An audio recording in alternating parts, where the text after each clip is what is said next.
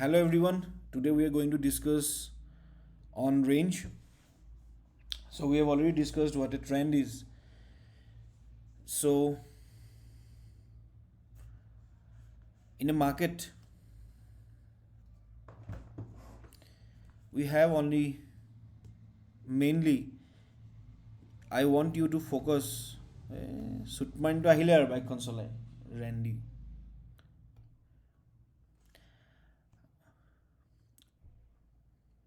In the markets specifically we have two kind of structures. One is a trend on this but okay. Good morning. Hello everyone. Today we are going to discuss on range. Earlier we have discussed on trends and specifically talking about market structures. I want you to keep in mind for now that we have either a trend or a range as part of the market that we need to concentrate on. In a market that is on the charts that you are going to look for, you are just going to see whether the market is in trend or the market is in range. Any structure in the market that is not a trend and not a range, you are going to just ignore that particular structure. Okay. Now coming back to range, how we are going to identify whether the structure of the market is in a range. The first point, there has to be an equal fight between the buyers and the sellers. Second, the fight has to be in a fixed area. And the third, there has to be 4 touches. Okay. So now we'll look at an example and understand what a range is. And after I explain it to you, all the 3 points that I have written over here would be crystal clear for you. Okay. Now let's move on to the chart so that I can draw uh, over here. Just focus on this. Let's say you and I are playing a game of ping pong. Okay. This is me and this is you. Okay. So there is some audience who are watching the match between us. Can you tell me at what point of time they can tell that the player 1 and the player 2, the fight or a strength or a skill of both the players are equal? For example, I have served and I have given a punch and you have again example ভালো না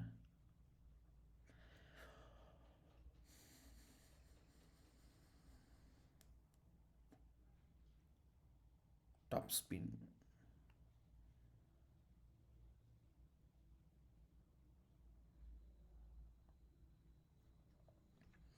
Now let's say the match has begun and I have countered the ball into your court and you have countered back and sent the ball back to me, and this carry on for 2 to 3 times, which means there is a fight or equal fight between both of us because Whenever I'm countering the ball onto your into your end, into your court, you're just countering back it to me. And this happens for quite some time. And when this continues, the audience are going to feel that both the players are fighting equally. And whenever any situation like this occurs, we call, instead of equal fight, we'll call that the game is in a range. Now, if you have understood what a range is, again, coming back to the game of ping pong, you need to define the second point. What the second point tells us, if I go back to this, there is an equal fight between the buyer and seller. There is an equal fight between both the players, you and I. It's fine. Now the second point, fight is in a fixed area. Now if you see over here, we're playing the game of ping pong in a fixed area, right? This is the area. This is the area of the table of the game. We are playing with each other in a fixed table, in a fixed area.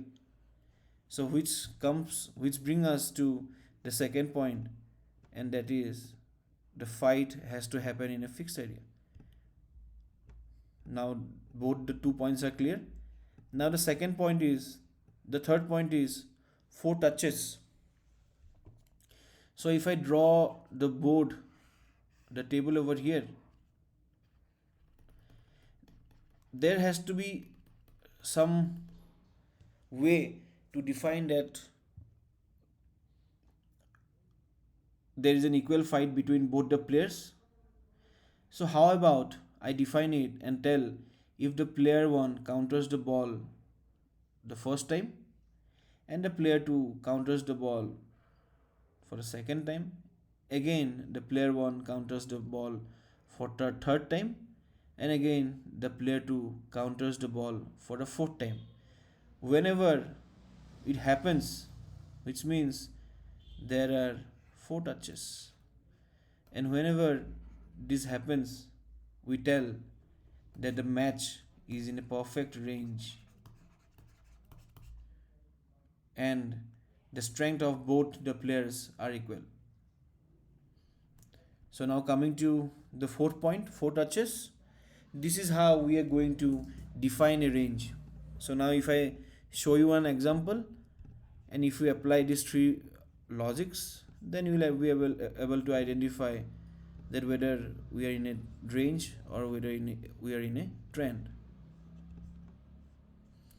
Now let's open up a chart over here. Let's say I open up Vedanta. Okay.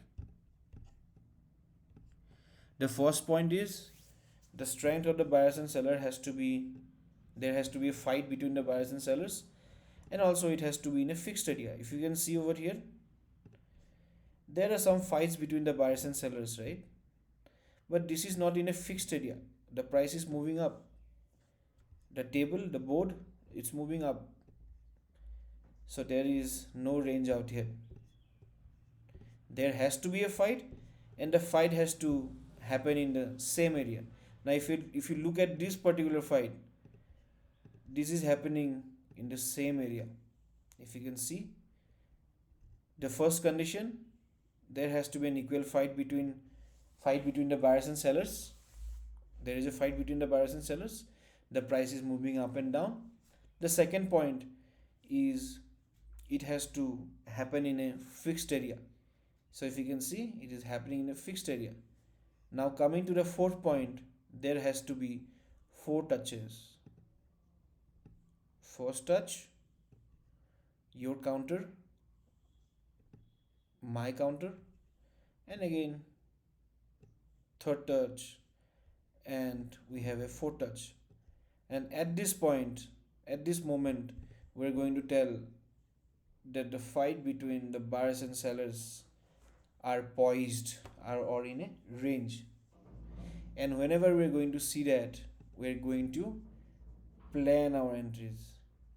Okay, and how we are going to plan our entries? We are going to plan our entries whenever we see a pin bar or we see a strong candle. For example, over here we have seen four touches, and now if you want to compare, if you want to take an entry over here, you are going to go long, you are going to buy, right? You are going to buy. So as soon as you see a green candle over here, you are going to buy, and your stop loss has to be, and your exit has to be at the other end, right?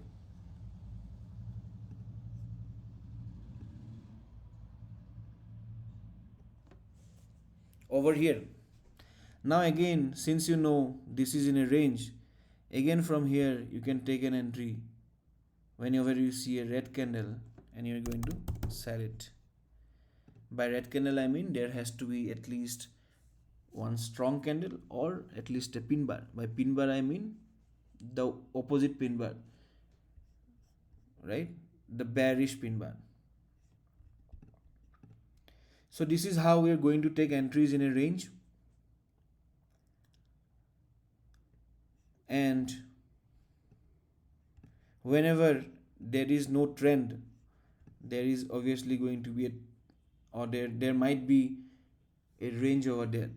So I want you to look at the chart as the combination of impulsive and reactive moves, and whenever there are no impulsive and reactive moves, I want you to look at the charts to find out ranges. And whenever you confirm a range, when so how you are going to confirm a range? Whenever you are going to see four touches. So here if you can see there are four touches, and either you can buy from the bottom or you can sell from the top. Okay,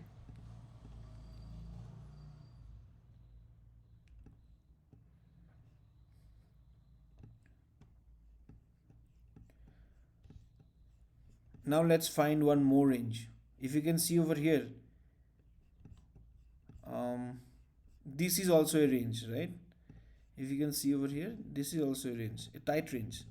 But this range, if you can see there are four touches, the conditions, there are four touches, there is a fight, and it's in a fixed area. But here this is a non-tradable range. Why I'm telling it's non-tradable range? If you're going to enter over here, so where are you going to exit? You have only 3 to 4 candles to exit it out, so you are not going to get good benefit out of it. Okay, so this is how you identify tradable and non-tradable range. Whenever the trade, whenever the range is bigger dimensions, you are going to plan an entry. Otherwise you are going to just wait and wait for a trend to start. Over here you can see this is a perfect range, and this can be tradable. As you can see over here, we have found 1, 2, 3rd and 4th. Whenever you are going to see the 4th one, as soon as you get a strong candle or a pin bar, you are going to enter, you are going to buy, again you are going to short. Okay, I suggest you to do it only for 2 times, means for the 5th and the 6th touch, because we do not know when the trend, when the range would end and a trend would start. Over here if you can see, we have a range, we have taken entries, and again if we compare the impulsive, if we look at the impulsive and reactive moves, we have also gotten some entry over here, so which double checks and give you double confirmation that there was a range, the range has been broken, and again a trend has been started. So if you master these concepts of trends, range and entry, that I'm going to teach you, if you master them, your 80 to 90% of job as a trader is done. So this is how you're going to look at the charts and you're going to find your entries. But while learning, it is very important for you to empty any garbage that you might have in your mind. And I want you to come in with an empty mind so that you can learn these concepts much better. If you want, again, as these are recorded versions, you can once again go through each and every concepts as many times you want. And I want you to prepare notes, assignments, and keep it ready. And if you want, you can reach out to me in the forums. I can help you um, reviewing the assignments as well. Okay. Thank you.